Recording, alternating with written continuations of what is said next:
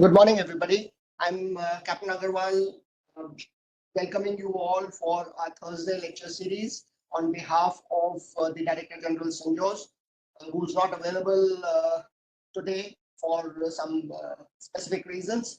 Notwithstanding, we are honored to have Ms. Shruti with us, who will speak on information warfare, especially with respect to China and what they are doing in this part of the world. Before I do the honors of asking her to take stage, I request Colonel Jagat to just speak out on behalf of every one of us and give an idea about her bio. Ms. Shruti is fellow at the Southeast Asia and Oceania Center at the Manohar Parrikar Institute of Defence Studies and Analysis, which is India's premier think tank under the aegis of Ministry of Defence. She works on India's foreign and security policy with a focus on evolving geopolitics in the Indo-Pacific, Quad, and sharp power contestations. She also maps developments in the Indo-China relationship, framing it in the realms of information operations. Ms. Shruti at IDSA has worked on projects for the National Security Council Secretariat, Ministry of External Affairs, Ministry of Home Affairs, and the Indian military.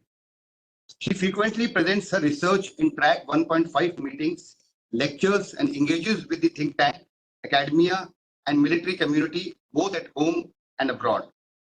Honored with IDSA President Award 2015, that is Defense Minister's Award, Ms. Shruti is also part of emerging leaders fora like the Munich Young Leaders Program 2019 and Raisina Young Fellow 2017 and the Shangri-La Dialogue. She is part of the new cohorts like the US State Department Cohort Fellow under the International Visitors Leadership Program 2022, the Young Strategist Forum in Japan 2023, the South Asian Leadership Cohorts by MOFA Taiwan 2023, the UK government's Indo-Pacific Thinkers Program 2024, and the Perth US Asia Center Indo-Pacific Leaders Program 2024. She publishes widely in the national and international media. She has also been a broadcast journalist and news anchor specializing in foreign affairs. Ms. Shruti is an alumni of Center for International Studies and Diplomacy, SOAS, the University of London, the Asian College of Journalism, Chennai, and St. Xavier's College, University of Calcutta. Thank you.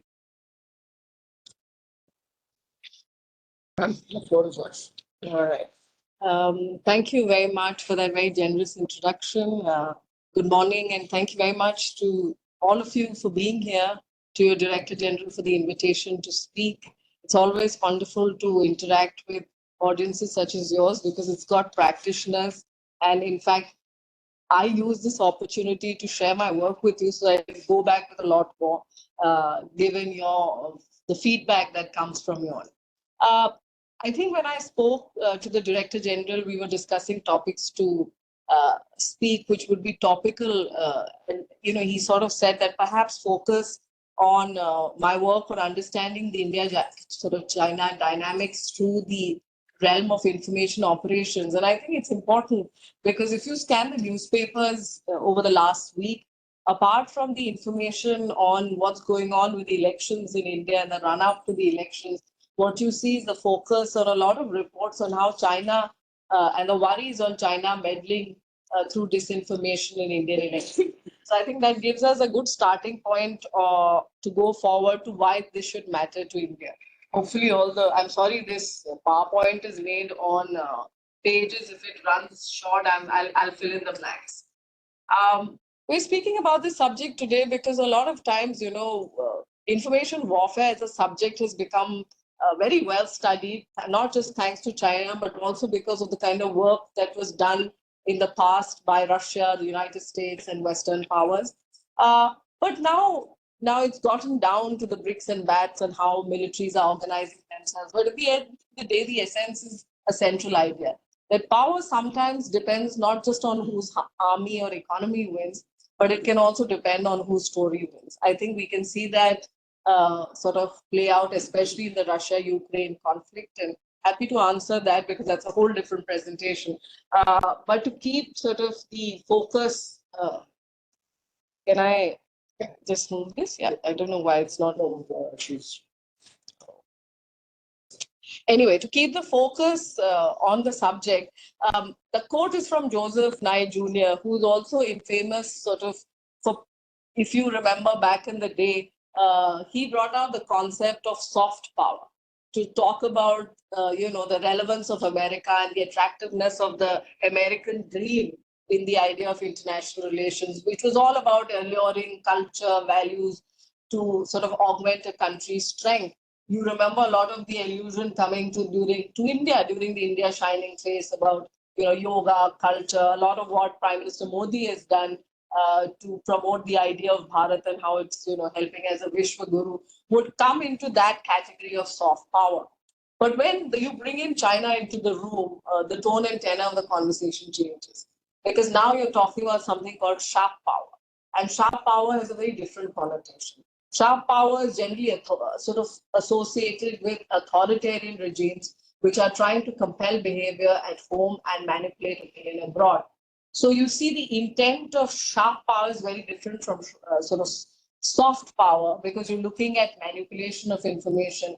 You're trying to look at sort of perforation and piercing of information environments. And you're talking about managing of target audiences by polluting the information that reaches them. And this is very important for us to understand today, because conflicts today are asymmetric largely, and they are fought in a mediatized environment, which is 24/7, depending on the consumption of information. So I think that distinction, to understand why the conversation on China matters, okay, is important.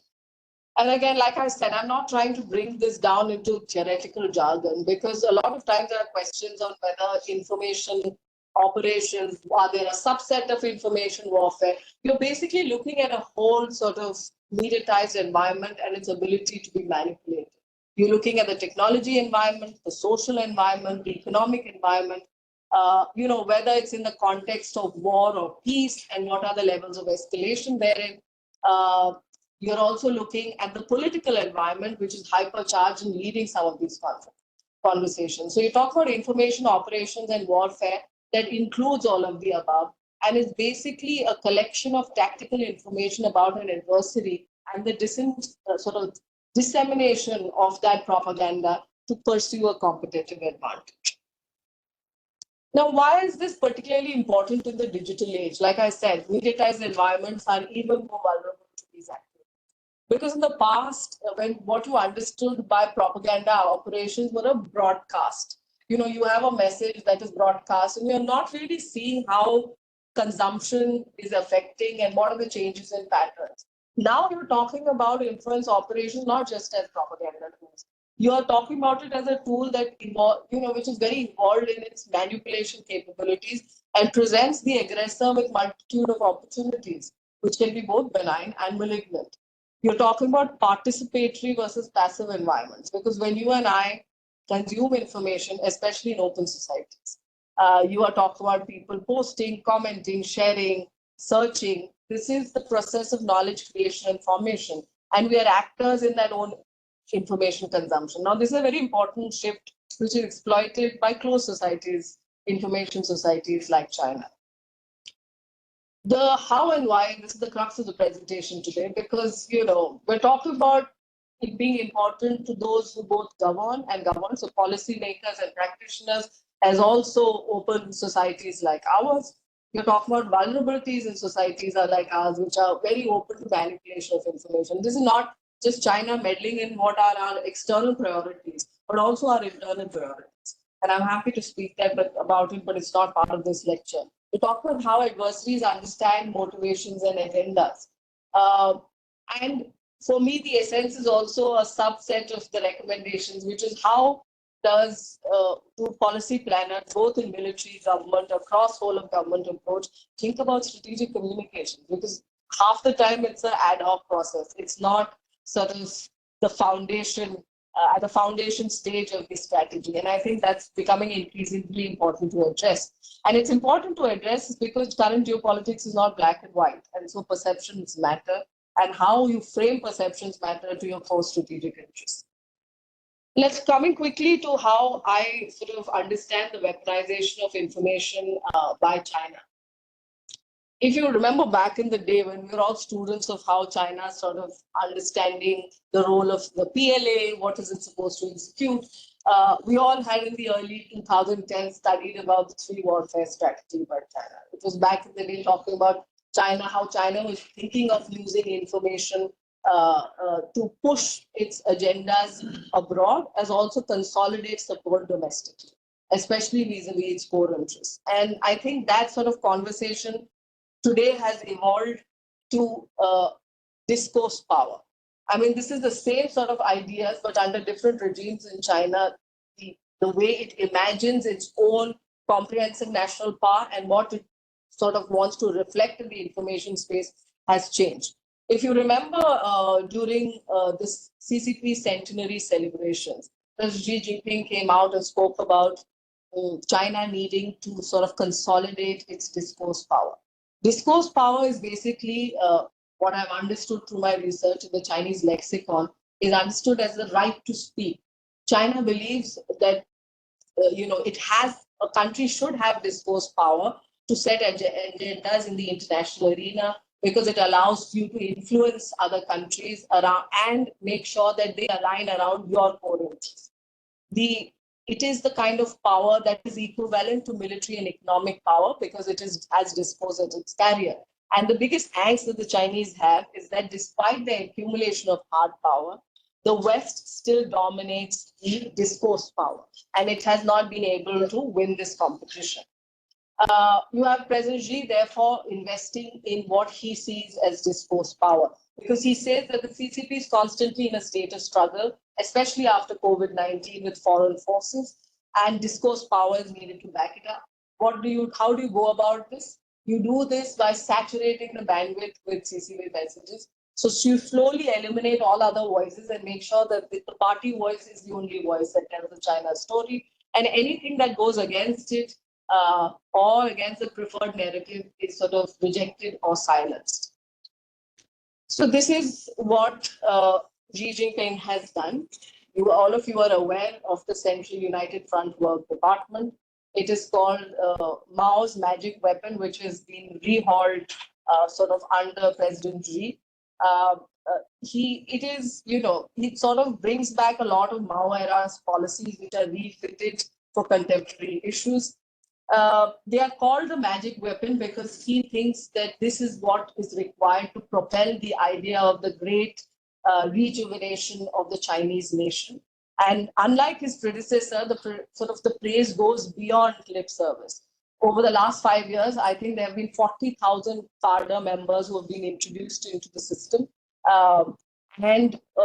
This sort of work, and there are new subsections in the United Front Work Department, like the Tibet Work Bureau, the Xinjiang Work Bureau, Overseas Chinese Affairs, etc., which tell you the kind of priorities that President Xi is trying to push down in terms of the work that is being cut out from the United Front Work Department.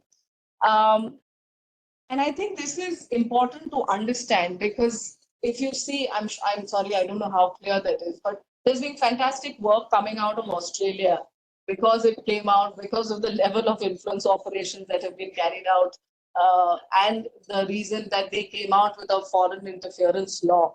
The Australians were among the first people to sort of come down quite hard on the level of Chinese interference in their domestic politics.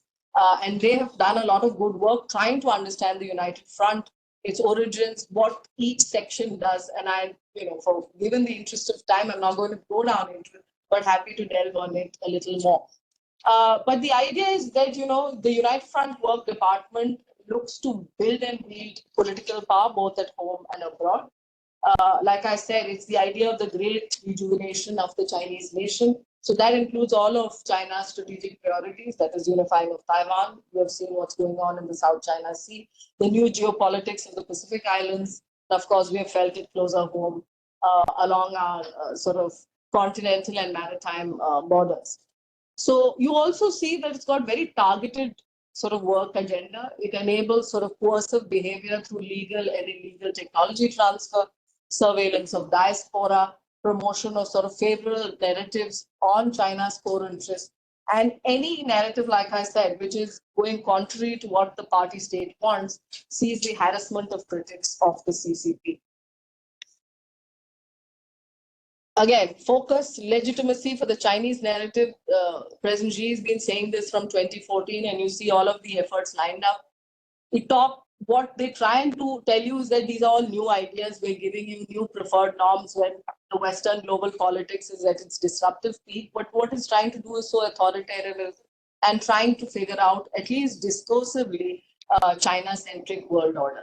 Because they're saying that it's the only model that has delivered when all other systems have failed. And that's why countries are going in for the Quad and other issue-based sort of paradigms, because they have not got the global system to work and deliver. Now, this is something not only we are watching. Finally, the Americans have come out hammer and tongs on this as well. If you see all the Department of Defense sort of communiques that have come out and reports that have come out over the last couple of years, this is, I think, 2022, which talks about the extent of PRC influence operations. This is just when the conversation and the bipartisan support on China as the sort of strategic adversary and competitor had gained currency, at least in the capital, and lower down, even it became a domestic conversation, that looking at who are the levels that are involved in carrying out these activities, whether it's the Political Work Department, United Front Work Department, the International Liaison Department, and the Ministry of State Security. The PLA Strategic Support Force is there. Right now, we know there's been disbanded and there's a new avatar in terms of the Information Support Force. We can go back to that. But the core idea is that everything China considers core interests will be covered in the ambit of influence operations. Quickly looking at toolkit, like I said, the idea is multi-front, that you are going to engage in a global game across sectors. I'll quickly go through that. The economic, you have seen that they do a lot of rhetoric, but it's pushed back with a lot of ideas and institutions. So when they talk about the Chinese dream, there's also a Silk Road economic belt. There's a digital belt. You have new development banks like the Asian Infrastructure Bank. You have the New Development Bank, which includes India. You have a lot of free trade agreements coming up, and including China's bid for the CPTPP. You have something they announced called the Global Security Initiative, and how they're proposing it as a framework of peace. So it's not just words, it's backed up by what they see as actions. There is considerable fear about Chinese model, because if you control the hardware and the software, you are able to carry out digital censorship, use economic leverage, and cow dissent. And this has ramifications for all of us with open societies. Again, the considerable work done, happy to share with you a lot of it that I've already written about. But if you see, these are the new front lines. You have a lot of work being done by China to create influence in organizations like the United Nations. If you remember back in 2020, when the COVID outbreak was at its peak,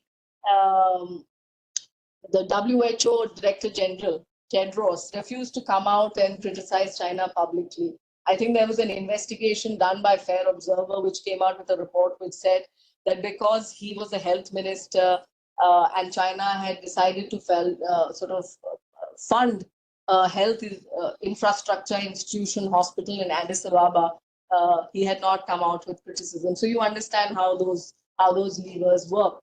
The Chinese are able to now not just flood the Internet of Things with a lot of their commentary using all the social media networks available, despite having a great firewall back at home. But they also control a lot of press, whether it's in Latin America, Africa, Southeast Asia, a lot of the Pacific Islands, a lot in our neighborhood as well. They have infiltrated media organizations. They hold something called the Belt and Road Initiatives, journalistic forum, where they train journalists in online journalism. So basically ensure that they don't veer from the path of what China sees as its core interests. We know the debate on technology and techno-nationalism between US and China now, the 5G and Huawei debate being the most prominent. And of course, the most interesting, back in the day, we had a colleague in IDSA who called BRI a Buddhist project. And it was interesting because he said that, and this is Professor Snowden, who used to talk about, how the Chinese were using BRI to find support for the economic push in South Asia. They said coming and building things, getting Chinese people in to build this infrastructure was not finding any traction. In fact, there was a lot of animosity, especially in South Asia. So they flipped it over. A country which has sort of killed religion with a cultural revolution turned around and say we are the champions of global Buddhism. And it was ironic because they were found to be the biggest donors of the world Buddhist Sangha based out of Sri Lanka. So you see how, and in so many ways, that the Chinese are working to push their agenda.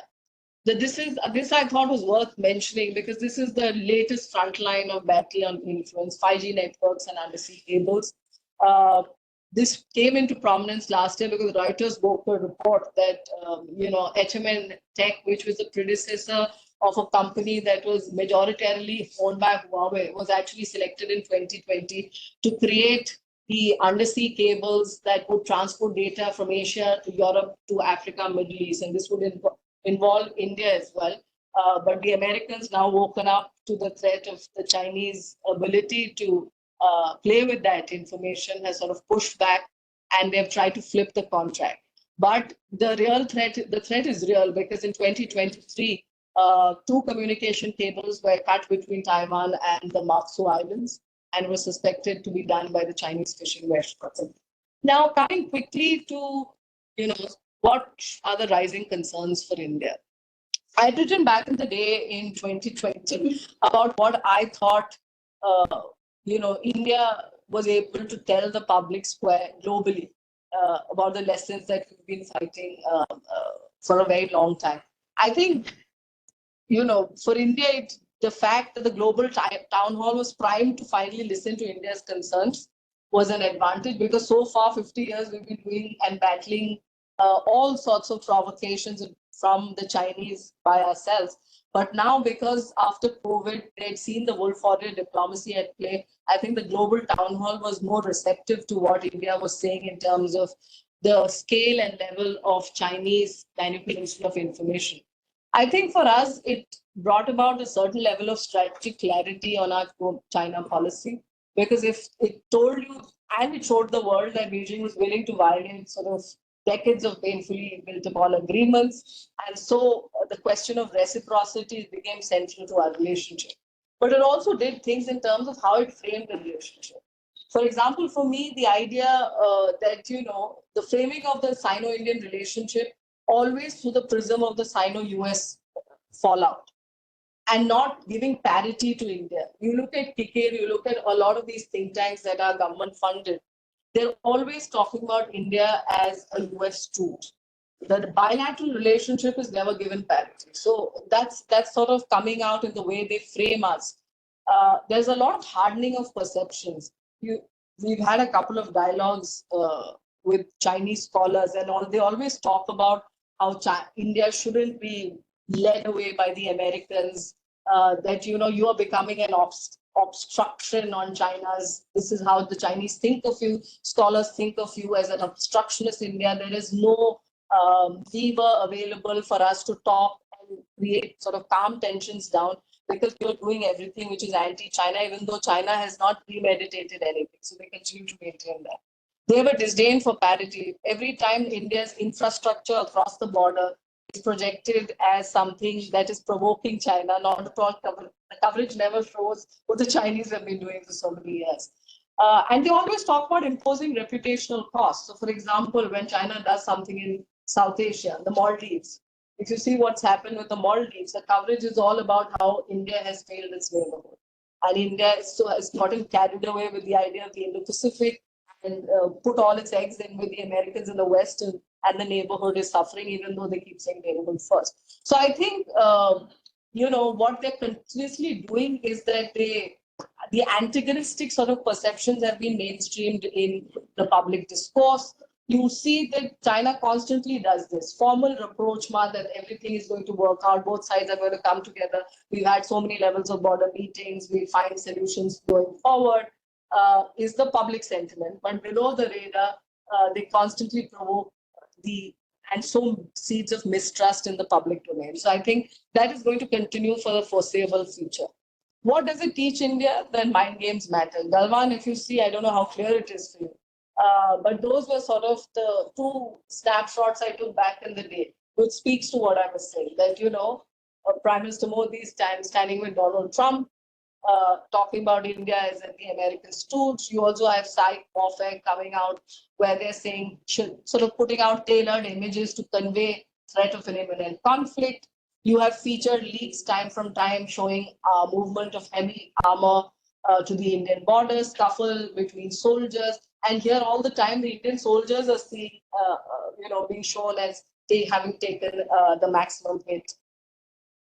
India, of course, I thought that since I was doing the analysis, you had a very measured response from India because you realized that you had to sort of mold the information environment. When the Chinese had not acknowledged the fact that Prime Minister Modi went to Eastern Ladakh, facilitated Indian troops, sent out a very strong message.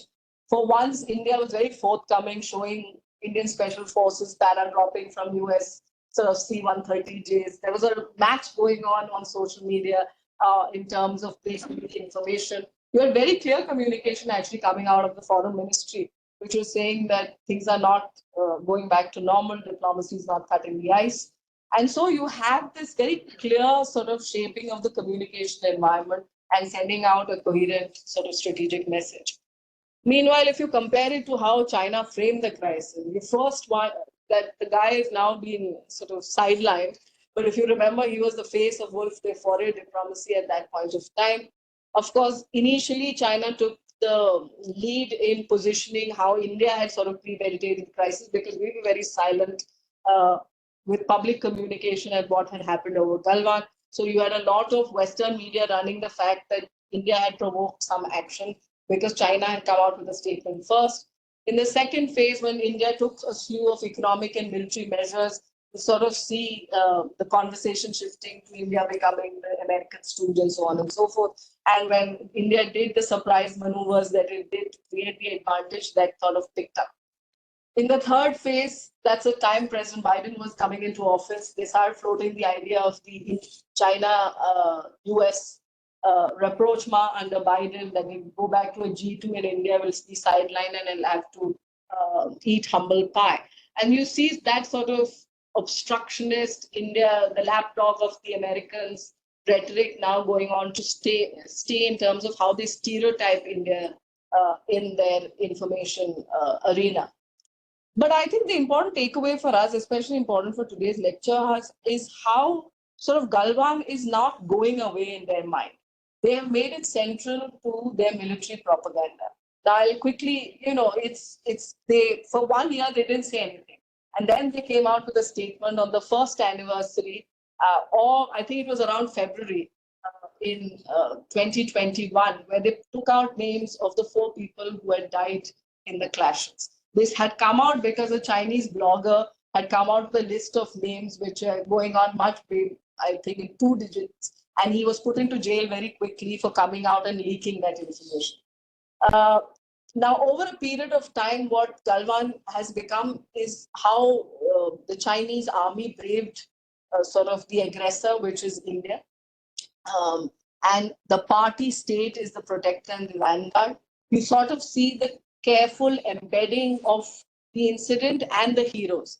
If you remember, I don't know how many of you followed the centenary celebrations when President Xi walks into the Great Hall. There's a pivot and a pan, and there is the guy who got injured, the head injury, I forget his name. He was sitting right there, and there was great focus on him as a Galwan hero going to be facilitated by President Xi during the centenary celebrations. Now, since the CMC announced the names of the slain soldiers, frequency and intensity of the propaganda has increased. Now, what does that mean for us? That belligerence of national sentiment is here to stay. So there is no incentive and very little cost for the Chinese that increasing likelihoods of small incidents are going to spiral into conflicts, and that's something that we need to be very careful of. Combined with what was happening in terms of propaganda, you also see an uptick in sort of cyber attacks. I think the computer emergency response team in 2021 came out with a report of how many attacks were happening, and it was, I think, considered to be a 60% or 51% increase. 40,000 of those attacks were followed by the Galwan crash and aimed at stealing sensitive information. In 2020, the IT ministry attributed it to Stone Panda, which is considered to be a Chinese threat group linked to their state security group.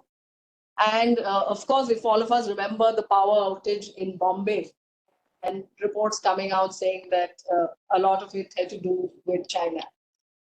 This is a slide that has come out of Barracks, and it talks about the think tank that works exclusively in China based out of Europe. Now, Europe, as you know, is also having a churning on the China question. The European Commission has a particular point of view, but Olaf Scholz has recently gone, and there's worry that they'll be back to looking at the auto industry as the driver of the conversation. But having that, what I thought was interesting is that if you see, they have labeled India and the number of attacks that India has seen from Chinese hackers, all aimed at data theft. And this sort of lines up with a lot of what the conversation that we've been tracking in India. If you remember, when India was doing vaccine Maitri, there was a report that came out saying that Chinese hackers had targeted IT systems at Bharat Biotech, because there was this whole conversation that Sinopharm is better than what India was doing. But as soon as Southeast Asia started receiving our vaccines, clearly they decided which one was better for them and which was more effective. In 2023, there was a report saying that Beijing-based AI data collection firm is collecting voice samples of India, including from J&K and Punjab. They were saying that this is going to be used for military application. So there's a lot been going on. And of course, you all will all remember the case of Neville Roy Singham, the Sri Lankan origin American who was supposed to be peddling information, Chinese propaganda into Indian news space. I think, like I mentioned, I've had the benefit of a few field trips, and what I was told back in the day sort of reflects to a lot of what China has been doing recently in terms of the emphasis on the Indian border. We spoke about the rapid construction and upgrade of infrastructure. A lot of this is dual use, as all of you in the audience will know. If you remember back in the day, I think it was 2017 when President Xi went and felicitated these two women herders on the border area and said they are the protectors of the borderlands, and under them the scheme of model villages and bringing back prosperity and livelihood to the borders will be initiated. Those girls were felicitated there, and since then there has become what is called the July 1 medal tradition, where Tibetans are the model Tibetans are brought in for this ceremony and felicitated to show that how they've assimilated so well into China's overall culture. But we've also seen that poverty alleviation camps are the new ideas under the model villages. Here they are trying to encourage grazer settlements, but we know what they can be used for. You have a lot of high investment in lighting villages. The availability of China Mobile, and dare say even in our border, across our borders, is something that we need to think about. You've seen a lot of upgrading of military infrastructure, but under the garb of border tourism. And that's continuing to pick up. You also see that mining operations have been conducted very heavily. They're saying that, and the sort of, if you track Chinese social media, it tells you that there's a lot of pushback against it, because they're saying they're using Han communities to come and push out ethnic communities from the border and repopulate the region. So I think these have bearings for us as we go forward to understand what the Chinese are doing. The last aspect that I'd like to cover is looking at how disinformation has sort of become the changing game for us in India, especially when we look not just as our external priorities, but domestically as well. This is a figure from the Reuters Oxford sort of study in 2021 about how Indians access their news. And if you see, it says that most of their Indians get their online news dominantly on mobile phones, which is not very surprising given the penetration, but also from WhatsApp and Facebook. Why is this worrisome? as someone who started their career and training in journalism, in the good days, no, not really. I have to confess that my boss, the person I cut my teeth with was Arnab Goswami, so that should tell you why I switched careers.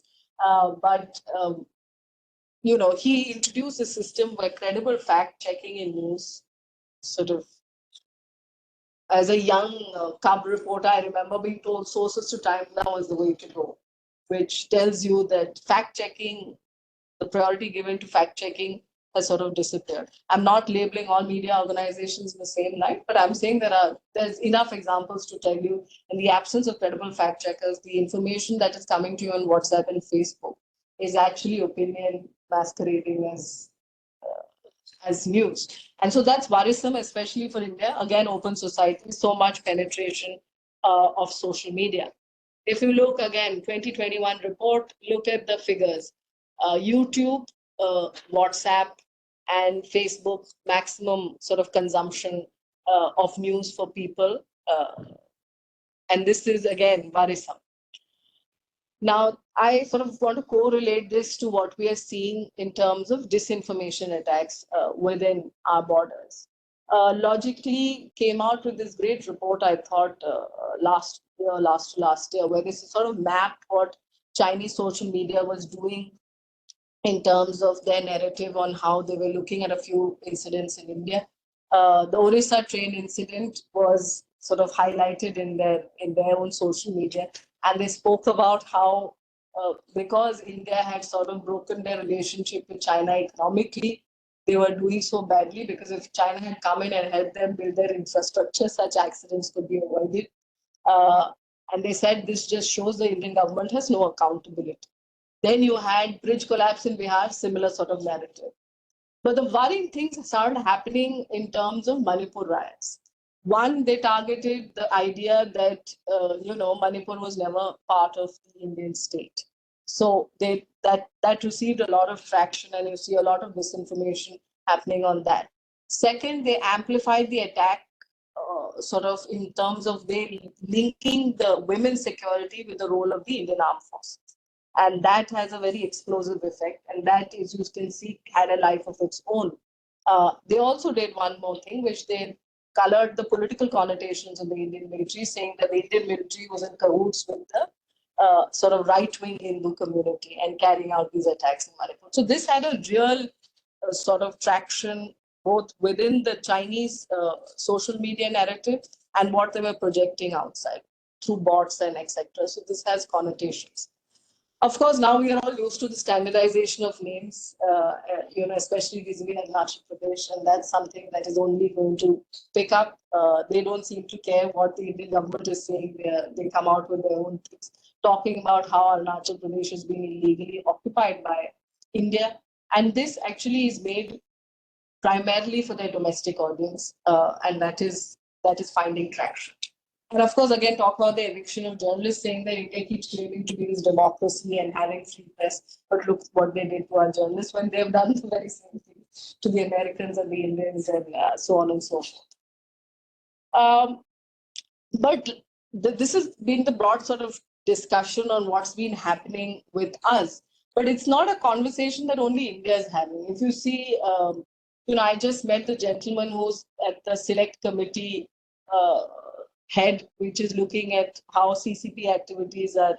We had a discussion shortly ago that, looking at United Front and the work that's being done in the US by the United Front, especially when the former Taiwanese president Tsai Ing-wen was visiting. If you remember, a large-scale protest broke out in Washington, which were carried out by the United Front, assembling pro-China groups to talk about how US was meddling in Chinese domestic affairs. We've seen Meta take down Chinese influence operations over the last year, many such incidents. Now people are thinking about how China would weaponize disinformation against Taiwan in a cross-strait crisis. These are sort of conversations which are gaining momentum globally, and this is good for India because that gives you avenues for collaboration, also learning what people are doing and how you can sort of apply some of those learnings to your own, building your own capacity. like I said, at the end of the day, and I'm not going into structures here because I would love to hear from all of you. But I think it's about understanding your vulnerabilities. We discussed the external, but the internal vulnerabilities, like I covered in the previous slide, remain very high. They have the ability to exploit regional and sort of religious tensions. They have, as you see, a lot of the attacks are on, Congress links. You have these reports that keep coming out, so they're exploiting political rivalries. And in a country like us, which there is virality of that information that can do more harm than good. In the long game, these tactics are going to continue. When we look at the Indo-Pacific, China's two-ocean strategy, which tells you about their intention for not just the Pacific, but especially the Indian Ocean, and the long game for that also has a very, very strong aspect of the information operations domain that we need to continue to be cognizant of. Mitigation, it's something that we constantly repeat as a whole of government and civil society approach. But I think literacy awareness is far better today than it was before. But how does that actually translate into cross sort of government and civil society management is something that we need to think about. Last year, I think India, Taiwan, and the United States sort of came together to look at how to combat influence ops. It was the first of many such discussions. And I think tells you how we can sort of think about going forward. This one was, I think, led by General Pant, who had just retired from the NSCS that time. So I think that level of clarity and leadership is important to take these conversations forward. These are my, I always end this lecture with a strategic communication slide because at the end of it, I think I can talk about the problem, we can talk about the scale of it, but I think it comes down to very basic facts.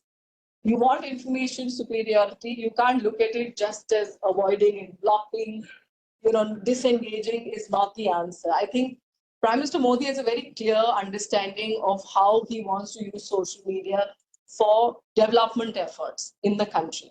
I think the idea that media can be a force multiplier and how you use the information environment for your own advantage. There are enough case studies in India that can show you the way forward. I think we need to think about that. I think the proactive bit of the strategic communication policy remains imperative.